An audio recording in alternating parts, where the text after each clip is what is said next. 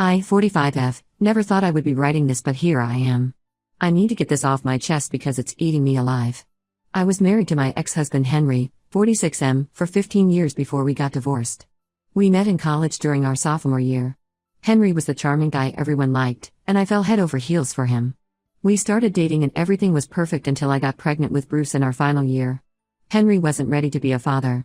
He wanted me to consider other options, but I couldn't do it. We were young and in love, so we thought we could make it work. His parents pressured him to marry me since they were very traditional, and he agreed, though I could tell he wasn't happy about it. The first few years were actually good. Henry got a job at a small company as a junior executive, and I stayed home with Bruce. We lived in a small apartment, and though money was tight, we managed. Henry would come home and play with Bruce, and on weekends we'd go to the park or visit our families. It felt like we were building the life we had dreamed of. Things started changing when Bruce turned 5. Henry got promoted and started spending more time at work. At first, I understood, he was trying to provide for us. But soon, work became his excuse for everything. He would come home late, sometimes past Bruce's bedtime. When Bruce would run to him excited to show a drawing or tell about his day, Henry would just pat his head and say he was tired. Weekends that were once for family became golf days with colleagues or business lunches.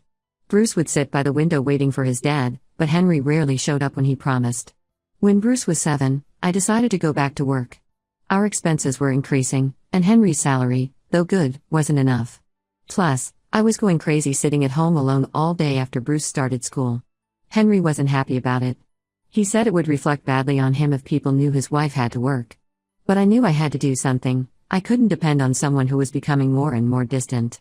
I got a job as an administrative assistant at a local firm. My mother, bless her heart, offered to help with Bruce after school.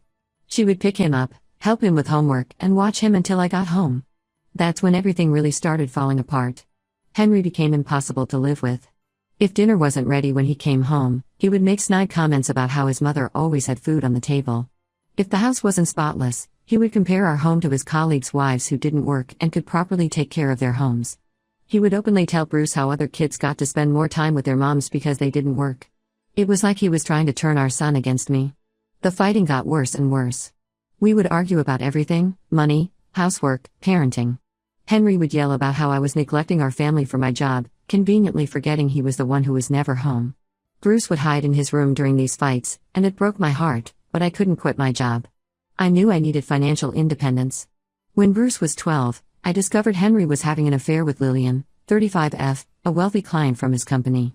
I found text messages on his phone when he forgot it at home one day. Instead of apologizing when confronted, Henry turned it around on me. He said I pushed him away by choosing to work, that I made him feel unimportant, that Lillian understood him better. It was like a knife to my heart, but deep down, I knew our marriage had been over for a long time. The divorce was messy and bitter. Henry moved in with Lillian right after and they got married within 6 months. That's when I started noticing changes in Bruce's behavior. Suddenly, my sweet, understanding son became obsessed with material things. Lillian came from old money and lived a lifestyle we could never afford. Their house was like something out of a magazine: 6 bedrooms, a pool, home theater, the works. Every time Bruce came back from weekend visits, he would talk endlessly about their latest vacation or the expensive restaurants they went to. I tried explaining to Bruce that material things aren't everything, that love and family matter more. But at 12, all he could see was the glitter and glamour. He started asking for expensive clothes, the latest gadgets, things I couldn't afford on my salary. When I would say no, he would get angry and tell me how Lillian would buy these things for him. He started making excuses to spend more time at their house, even on my custody days. Henry encouraged this behavior, which made everything worse. He would tell Bruce that he could live with them full-time and have everything he wanted. But I knew the truth. One day, when I went to pick up Bruce, I overheard Lillian and Henry arguing in their kitchen. Lillian was saying she didn't want to raise someone else's teenage son, that it wasn't what she signed up for. She wanted to focus on her career and travel the world. That's when I realized why Henry kept telling Bruce to wait for the right time. He knew that time would never come. Things got worse when Bruce turned 16. He started talking about wanting Lillian to adopt him. He would say things like she was more of a mother to him than I ever was, how she understood him better. Every time he came home, he would compare me to Lillian, how she was more successful, more sophisticated, how she knew about wine and art and all the things I didn't. It broke my heart, but I kept trying to make him understand the truth. Last month, Bruce turned 19, and everything finally came to a head. He wanted a luxury car for his birthday. I had saved up $8,000 to buy him a reliable used car. It wasn't fancy, but it was safe and perfect for a first car. But Bruce refused to even look at it. He said Lillian had promised to buy him an expensive sports car if he moved in with them permanently. When I tried to explain that it wasn't a realistic offer, he got angry. I tried one last time to tell him the truth about Henry and Lillian. I told him about the conversation I had overheard, how they kept making excuses to delay his moving in, how Lillian had explicitly said she didn't want to raise him. Bruce got furious. He called me a liar and said I was just jealous of Lillian's success and the life they could provide him. He packed his bags and left, saying he never wanted to see me again. I called Henry afterward, hoping he would talk sense into Bruce. But Henry just said Bruce was an adult and could make his own decisions. I could hear the relief in his voice. He wouldn't have to keep making excuses anymore. I haven't heard from Bruce since then. My mother says I should let him go and learn his lesson the hard way, but it's killing me watching my child make such a huge mistake. I don't know what to do anymore. A part of me wants to keep trying to make Bruce understand, but another part knows he needs to figure this out on his own. Am I wrong for not trying harder? Should I just let him learn the hard way? Update 1. It's been almost 3 weeks since my last post. First, I want to thank everyone who commented and offered support. You all helped me realize that I needed to let Bruce make his own choices, even if those choices would hurt him. The day after Bruce left my house, I got a frantic call from Henry. He was furious, not at Bruce, but at me. He accused me of plotting against him and Lillian. I had no idea what he was talking about until he explained what happened. Apparently, Bruce had shown up at their house around midnight with all his belongings packed in his car. He walked straight into their house, he had a key, and announced he was moving in permanently. According to Henry, Lillian had been hosting an important dinner party for her law firm partners when Bruce arrived. She completely lost it when she saw him dragging his suitcases through her pristine foyer. She pulled Henry aside and told Bruce to wait in the kitchen. I could hear her yelling in the background during my call with Henry. She had told Bruce he couldn't stay there, their house wasn't set up for another person, they traveled too much for work, and they had plans to renovate the guest rooms into a home office. All the excuses they had been saving up came pouring out at once. Bruce didn't take it well.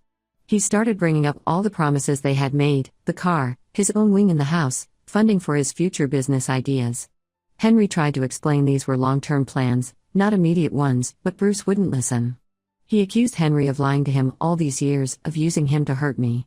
Henry tried to calm him down, offering to get him an apartment nearby instead, but that just made things worse. Bruce threw the house key at them and stormed out. No one knew where he went. I was worried sick. I called his phone every hour but it went straight to voicemail. I called his friends, checked his usual hangouts, even drove by the park where he used to go when he was upset. Nothing. 2 days of complete silence. I barely slept, jumping every time my phone rang. Finally, on the third day, I got a call from Jake, Bruce's best friend from high school.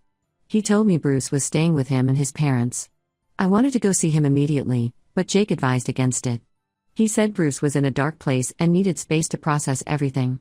Jake promised to make sure Bruce was safe and would let me know if he needed anything. It was hard, but I respected Bruce's need for space.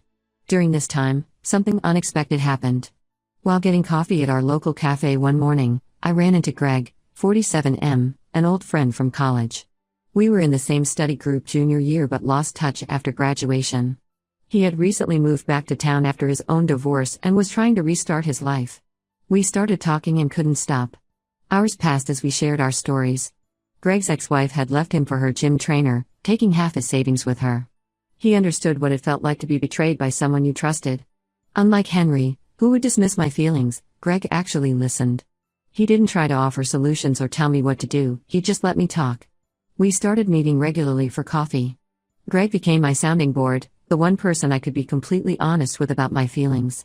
He helped me see that I hadn't failed as a mother, I had done everything I could to protect Bruce from the truth about Henry and Lillian. Greg made me realize that sometimes loving your child means letting them make their own mistakes. As weeks passed, our friendship deepened into something more. Greg was different from Henry in every way. Where Henry had been critical and demanding, Greg was supportive and understanding. He respected my job and my independence. When I talked about my hopes and dreams, he actually remembered them. After 6 months of dating, Greg proposed. It wasn't a grand gesture, just a quiet moment on his back porch, watching the sunset. I hesitated at first. My mind immediately went to Bruce. What would he think? Would this push him further away? But then I realized something important. I had spent the last 7 years putting my life on hold, trying to protect Bruce from the consequences of his choices.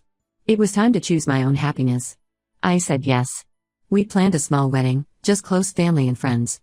I sent Bruce an invitation through Jake, but he never responded. My mother told me she saw him working as a waiter at a restaurant across town, but when she tried to talk to him, he walked away. It hurt, but I understood he needed more time. Greg and I bought a house together and started our new life. He owns a successful construction company and insisted I quit my administrative job to help him run the business instead. He said my organizational skills were being wasted pushing papers for someone else. For the first time in years, I felt valued and respected. Some nights, I still lie awake wondering if I could have done things differently with Bruce. But then Greg wraps his arms around me and reminds me that I did my best. He says Bruce needs to find his own path, just like we all did. I'm learning to be patient. Bruce's friend Jake keeps me updated occasionally, letting me know Bruce is safe and working. That has to be enough for now. I keep hoping that someday, when he's ready, Bruce will understand that real love isn't about material things or empty promises. Until then, I'm focusing on building my new life with Greg, while keeping my door open for whenever Bruce is ready to walk through it. Update 2. It's been 2 years since my last update, and something I never expected happened yesterday. I was at my office reviewing some construction contracts when my assistant told me someone was there to see me. When I looked up, Bruce was standing in the doorway. He looked different, older, tired, wearing worn-out clothes. Not at all like the polished image he tried so hard to maintain when he lived with Henry and Lillian. For a moment, neither of us spoke. Then Bruce asked if we could talk. I closed my office door and offered him a seat. He started by saying he was sorry for everything and wanted to explain himself. According to him, after the blow-up at Henry's house, he was too ashamed to come back to me. He said he realized how wrong he was about everything, about Henry, Lillian, and especially about me. He claimed he couldn't face me after how badly he had treated me. But as he talked, things weren't adding up. Through mutual friends and some of Bruce's old classmates, I had heard the real story of what happened after he left Henry's house. He hadn't spent those 2 years reflecting on his mistakes or trying to better himself. Instead, he had moved to Chicago, trying to make it big in the city. He had bounced between different jobs, waiter, retail worker, club promoter, never staying anywhere long enough to build a career. During those 2 years, he never once tried to contact me. When I sent birthday cards, they came back unopened. When I tried reaching him through his friends during holidays, he ignored my messages. Even when I heard he was struggling financially, he never reached out. He only remembered he had a mother when he needed something. The conversation took a turn when I brought this up. Bruce got defensive and finally admitted the truth. He had only come back because he heard about Greg's successful business. Some of his old friends had told him about our new house, Greg's company expansion, and how well we were doing. He thought that since I was financially stable now, I might be willing to help him out. What hurt most was realizing Bruce hadn't really changed. He talked about his business ideas and how he just needed some startup capital. When I asked about his plans for repayment, he got angry. He said as his mother, I should want to help him succeed. When I didn't immediately agree, he brought up Henry and Lillian, saying they had never really given him a chance either. That's when it hit me, Bruce wasn't sorry for hurting me. He was sorry his plan with Henry and Lillian didn't work out. He wasn't here to rebuild our relationship, he was here because he saw me as his backup plan. When Henry and Lillian rejected him, he tried making it on his own in Chicago. When that failed, he came running back to me, not because he missed me or regretted his actions, but because he heard I had money now. The conversation ended badly. When I refused to fund his business ventures, Bruce got angry. He accused me of choosing my new family over him, saying I had replaced him with Greg. He brought up old wounds, blaming me for working when he was young for not being more like Lillian. When I stayed firm in my refusal, he stormed out of my office, knocking over a chair in his anger. After he left, my assistant came and worried about the noise. She asked if I wanted her to call security, but I said no. I sat there for a long time, looking at the chair Bruce had knocked over, thinking about how some things never change. He was still the same materialistic person who saw relationships only in terms of what he could get from them. Greg was furious when I told him about Bruce's visit. He wanted to confront Bruce, but I asked him not to. This was something I needed to handle on my own. That night, as Greg and I talked, I realized something important. The son I had raised and loved seemed gone, replaced by someone I barely recognized. The harder truth was that maybe he had always been this way, and I had been too blind to see it. I went to bed that night with a heavy heart but also with a strange sense of clarity. For years, I had carried the guilt of not being enough for Bruce. But now I could see that no one would ever be enough for him, not me, not Henry and Lillian, not anyone, until he learned to be satisfied with himself. Update 3. After my last update about Bruce's surprise visit, things moved quickly. He started showing up at our house unannounced, always with a new story about why he needed money. Sometimes it was for rent, other times for a business opportunity he couldn't miss. Each time, the amount he asked for got bigger. Greg was livid with Bruce's behavior. After the third unexpected visit, Greg wanted to get a restraining order. He said Bruce was trying to manipulate me and that it wasn't healthy for anyone. But I wanted to handle things differently. Despite everything, he was still my son, and I needed to deal with this my way. I arranged to meet Bruce at a coffee shop near my office. I figured a public place would keep things civil. When he arrived, he immediately launched into another business pitch, but I cut him off. I told him we needed to talk about our relationship first. I laid everything out plainly. I told him I would always love him as my son, but I couldn't have him in my life if he only saw me as a backup plan or an ATM. When he tried to interrupt with excuses, I stayed firm. I told him I knew about his time in Chicago, how he had ignored my attempts to reach him during holidays and birthdays. I knew about the different jobs he'd quit, the money he'd borrowed from friends and never repaid. Bruce finally broke down. He admitted he had been too proud to come home after Henry and Lillian rejected him. He thought moving to Chicago would prove everyone wrong, that he'd become successful on his own and show them what they had missed out on. When that didn't work out, he assumed he could come back and everything would be fine because I was his mother. I told him I needed time and space. I explained that if he wanted a relationship with me, he needed to get his life together first. That meant finding a stable job, his own place to live, and really thinking about what kind of relationship he wanted with me, one based on love and respect, not money and manipulation. He didn't like this answer. He accused me of being cold, of choosing Greg over him again. But this time, I didn't let his words hurt me. I told him that Greg had nothing to do with this was about his behavior and choices. I made it clear that until he could respect my boundaries, we needed to keep our distance. It's been 3 months since that conversation.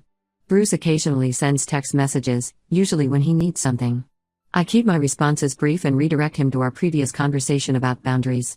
Greg thinks I'm being too nice by responding at all, but I'm doing what feels right for me. Last week, I heard from Jake that Bruce finally got a steady job at a warehouse. It's not the glamorous life he dreamed of, but it's a start.